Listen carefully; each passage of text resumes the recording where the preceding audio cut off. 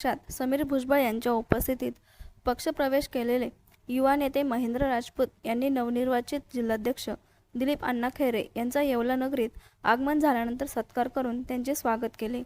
यावेळी पक्ष संघटना अधिक बळकट करण्यासाठी सर्व कार्यकर्त्यांनी एकजुटीने काम करण्याचा निर्धार व्यक्त करण्यात आला।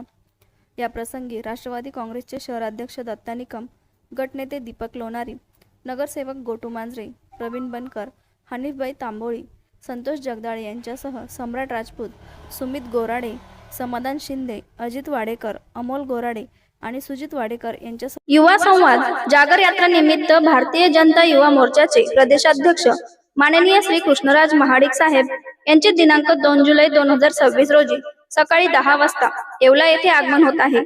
सर्व पदाधिकारी, कार्यकर्ते, युवा वर्ग व नागरिकांनी उपस्थित राहावे असे आवाहन भाजपा युवा मोर्चाचे जिल्हाध्यक्ष तथा नगरसेवक श्री समीर समदडिया यांनी केले आहे। एकच चर्चा युवा मोर्चा।